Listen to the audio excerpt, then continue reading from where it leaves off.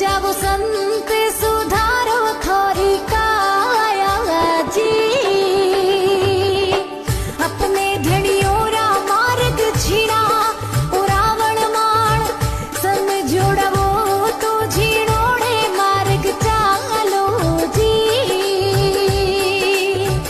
रथ ने घोड़ा ने थी महाको रावण माण समझोड़वो